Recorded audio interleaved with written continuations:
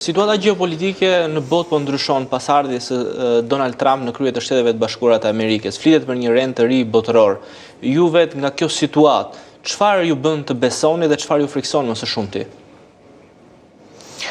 I fear that the war in Ukraine will last frikën se lufta në Ukrainë do të humbas dhe do të zgjasë për më shumë vite, sepse për mua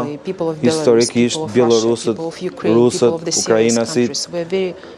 ne ishim shumë të lidhur me njëri tjetrin. Çdo familje në vendin tonë ne kemi antar familjes në Bielorusi, kemi miq në Bielorusi, kemi kolegë jo në Bielorusi, por në Ukrainë, kemi familje dhe shoqëri. Dhe po shikojmë që këta njerëz po vdesin pa arsye, sepse duhet të kuptoni që kjo luftë do fillua nga Rusia dhe të gjithë ne kemi parë dhe dëshmuar se sa agresive mund të jenë trupat ruse duke vrarë civilët dhe duke shkatruar infrastrukturën. Për mua, frika më e madhe është që bota do të humbas më shumë kohë, muaj dhe vite, dhe për ne si Bielorus ne kuptojmë që kur Ukraina të fitojë, situata do të ndryshojë tërësisht në Bielorusi. Dhe prandaj kjo është frika ime më e madhe, që lufta do të zgjasë për muaj të tërë dhe vite të tëra, sepse nuk e shikoj se si mund të vdesin njerëz të pafajshëm, gra, fëmijë të moshuar, dhe unë kam humbur edhe të afërmit e mi në Ukrainë dhe është diçka që më thyen në zemër si një person që kam humbur antar të familjes. Dhe për mua unë dua të ndaloj këtë luftë sa më shpejt që të jetë e mundur, pavarësisht se si duhet të ndalet kjo luftë, duhet ndalur,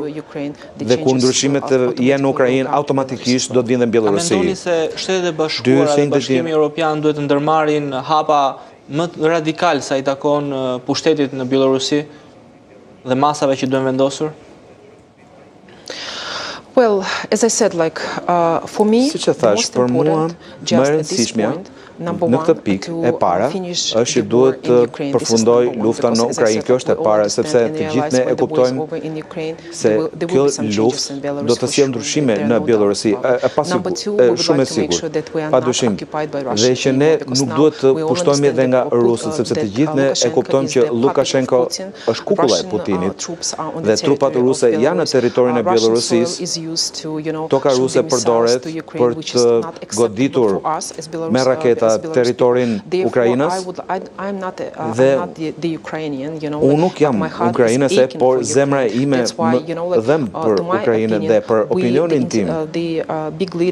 Liderët e mëdhenj të vendeve të mëdha si Gjermania, Franca, Shtetet e Bashkuara, Mbretëria e Bashkuar dhe vendet e tjera, edhe Shqipëria, dhe ju nuk jeni pjesë e BE-s, por ju jeni europian, jeni pjesë e familjes europiane. Ju lutem të na ndihmoni që të punojmë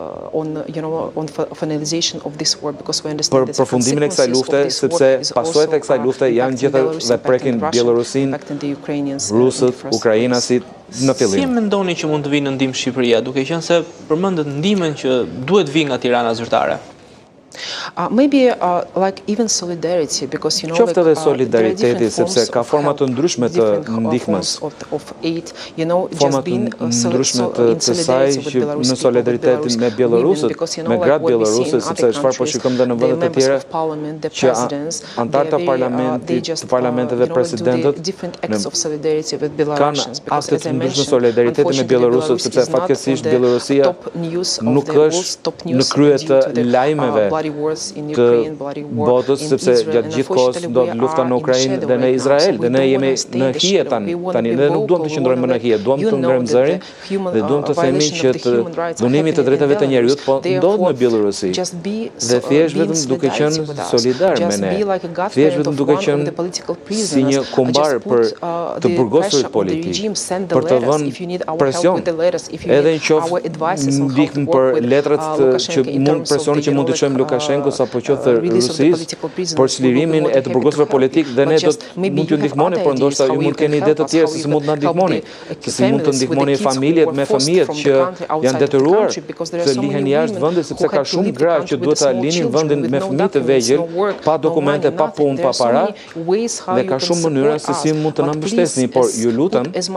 mund të vini sa më shumë presion mbi regjimin bielorus dhe të kërkoni çlirimin e të burgosëve politik, sepse gjithë duhet mbani mend që këta njerëz janë të pafajshëm dhe nuk kanë kryer asnjë krim për të qëndruar pas hekurave apo për të dënuar me 10, 12 apo 15 vite burg. A shikoni rrezik për Ballkanin në rast se nuk frenohet qoftë Putin, qoftë Lukashenko dhe qeverisit e tyre?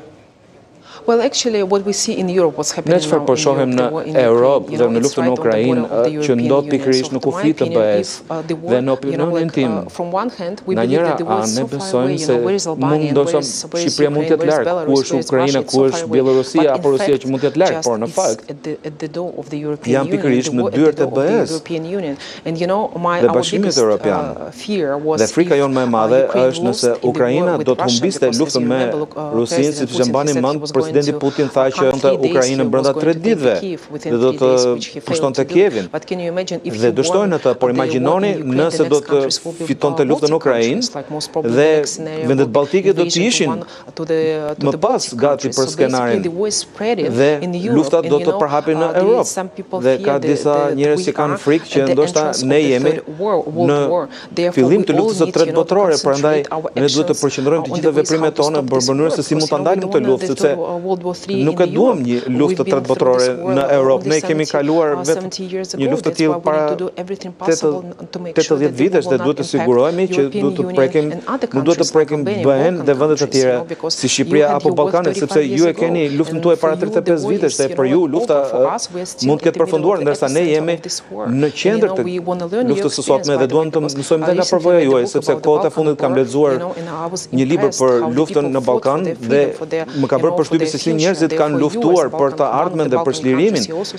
Dhe ju keni vënë edhe një shembull dhe për ne si bielorusë, sepse ne duhet të mësojmë nga shembujt më të mirë dhe nuk mund ta them tamam shembujt më të mirë, sepse lufta nuk duhet të ketë pikërisht shembuj të mirë, por çfarë shikojmë tani në vendet moderne ballkanike, prosperiteti, paqja, se si zhvillohen qytetet është fantastike. Mund ta imagjinoni se sa shumë punë është bërë për të arritur gjithçka. Dhe për ne është një shembull shumë i mirë që ne duhet të lëvizim drejt së ardhmes.